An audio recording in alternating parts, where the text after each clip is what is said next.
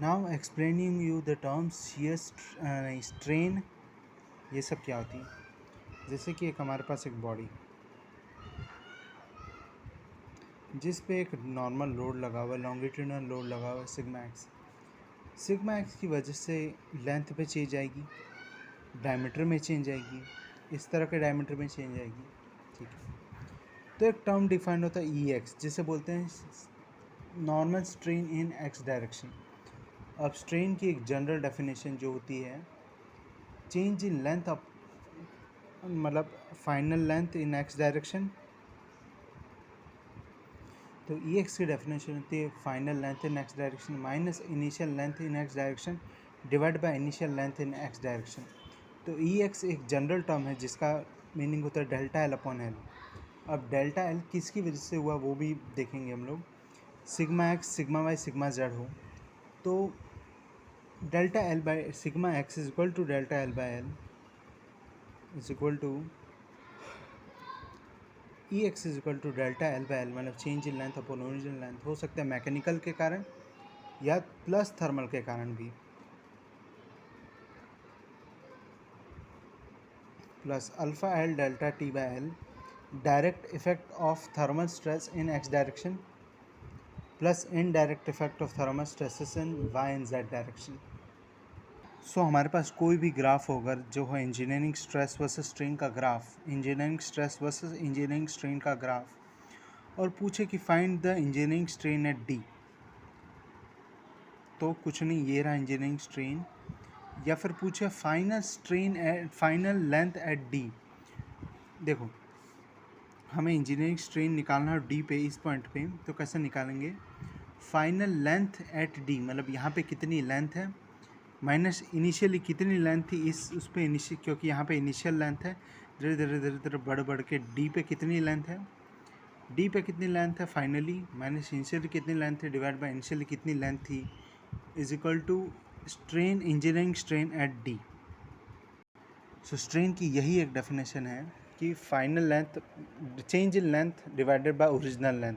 अब वो change in length किस कारण से हुई वो हमें लेना देना नहीं, पर स्ट्रेन का तो यही डेफिनेशन है कि final length minus initial length upon initial length. तो इस केस में एक्सप्लेन करता हूँ। ये हमारे पास एक सर्कुलर रॉड है जिसमें एक सिग्मा एक्स लगा हुआ था। सिग्मा एक्स या फिर कोई भी तरह की लोडिंग लगी हुई है, तो e x is equal to strain in x direction is equal to change in length in x direction minus divided by original length into 100। मतलब स्ट्रेन इन एक्स डायरेक्शन का मीनिंग है final length in x direction minus initial length in x direction divided by initial length in x direction into 100%। समझ लो strain दिया हो 0.001%, इसका मतलब strain है 0.001%, इसका मीनिंग है 0.001 डिवाइडेड बाय 100, तो स्ट्रेन हो गई उस डायरेक्शन में। स्ट्रेन इन वाई डायरेक्शन हो गई final dimension in y direction minus initial dimension in y direction divided by initial dimension in y direction. क्योंकि देखो यहाँ वाई डायरेक्शन ये है एक्स एक्सिस, ये है वाई एक्सिस, ये है Z axis.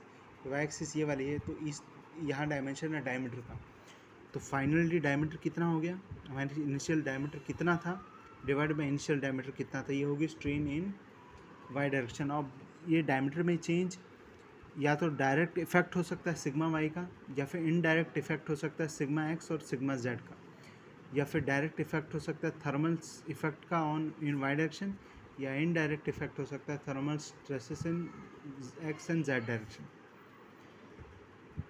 Final dimension in Z direction minus initial dimension Z direction divided by initial dimension in Z direction, और जेड डायरेक्शन में डायमीटर ही है जो वो है, तो D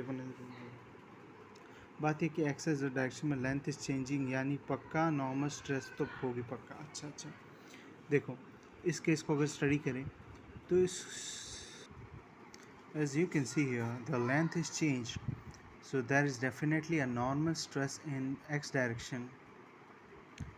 Of course you study the effect of Poisson in later stages, so if the length or diameter or if the elongation or contraction is there, then definitely there is a stress in a direction, not in that particular direction. It can be a Poisson effect also. Yes. Now studying about shear strain A B C D, ये एक बड़े से उसका rectangular उसका एक छोटा सा portion है। समझ लो इस पर एक शियर लोड लगा हुआ है। शियर लोड की वजह से शेयर लोड उस पर लगा हुआ है, तो इसकी वजह से शेयर स्ट्रेस आएगी P upon area of this plane, और इसकी वजह से ए बी और सी डी इधर इधर खिसक जाएंगे। तो अगर there is a one question जो मैं सॉल्व करूँगा, देखो ए बी और ए डी के बीच में पहले एंगल था इतना, अब ए बी डैश और ए बी के बीच में मतलब ए बी और ए डी के बीच में एंगल हो गया इतना। That is the definitely change in angle, मतलब प्लेन कुछ ट्विस्ट हुआ है। वॉल्यूम कांस्टेंट रहता है, इसकी वजह से शेयर स्ट्रेस की वजह से वॉल्यूमेट्रिक स्ट्रेन नहीं आती है, बट क्योंकि एंगल ये चेंज हुआ है एंगल, इसकी वजह से ये इसलिए हुआ क्योंकि यहाँ शेयर स्ट्रेस है। शेयर स्ट्रेस की वजह से शेयर स्ट्रेन होती है, और शेयर स्ट्रेन को लिखा कैसे जाता है, shear strain in this plane is equal to final angle between A B and A D which is this, minus initial angle between AB and AD which is this 90 degree. It can be anything but at the moment it is 90 degree. So ये हो गया जितना भी degree angle change आया है। अब अगर वो एग्ज़ाम में पूछे राइट द शियर स्ट्रेन, तो डिग्री में कभी नहीं लिखने का आंसर, क्योंकि डिग्री बिना ट्रिग्नोमेट्रिक टर्म्स के सस्टेनेबल नहीं है, इसलिए डिग्री को रेडियन में कन्वर्ट करो और पूछे शियर स्ट्रेन कितना है, तो ये रेडियन वाला आंसर देने का। जैसे कि ए बी एंड डी के बीच में अगर एंगल 89 हो और इनिशियल एंगल 90 हो, तो रेडियन में पाई बाय 180 रेडियंस आ जाएगा answer. 1 degree is equal to pi by 180 radians. As this is a revision for revision, so this question और इस क्वेश्चन को सॉल्व करना है, और इसका आंसर गिवन है पेज 4 पे। I won't solve this question fully, but I can give you a hint about this question. The plate is deformed into the dash shape as shown. If in this deformed shape horizontal lines on the plate remains horizontal and do not change their length, determine the average normal strain along the side AB and the average shear strain in the plate relative to x and y axis. Okay, so मैं बताता हूँ। मैं पहले से पूछा क्या है, horizontal line on the plate remains horizontal, मतलब बी डैश डी डैश और बी डी का लेंथ सेम रहेगी। अब देखो, अगर देखो यहाँ पे डिस्टॉर्ट हुआ है, इसका मतलब पक्का ना पक्का इसमें शियर स्ट्रेस आई है, तभी ये डिस्टॉर्ट हुआ है। तो ऐसा करो, find the angle between A B and a c and find the angle between A b dash and a c. जो आएगा वो आपको शियर स्ट्रेस की वैल्यू दे देगा, मतलब इन दोनों का डिफरेंस शियर स्ट्रेस की वैल्यू दे देगा, शियर स्ट्रेन की वैल्यू दे देगा। Now the shear strain is equal to shear stress is equal to g into shear strain, तो उससे वो शियर स्ट्रेस की वैल्यू भी दे देगा। मतलब ए बी के ऊपर पक्का एक शियर स्ट्रेस लगी हुई है। मतलब अगर इसको 3D में देखा जाए, तो अगर इसको 3D में देखा जाए तो ये एक बॉक्स होगा, ये है ए बी सी डी, तो ये जो प्लेन है इसके अंदर पक्का एक शियर स्ट्रेस आई होगी, जिसके वैल्यू हम शियर स्ट्रेन की मदद से निकाल सकते हैं। अब there is the question asked is the average normal strain along the side a b, normal strain along the side a b, मतलब along the side a b मतलब ए बी में कितना नॉर्मल स्ट्रेन है।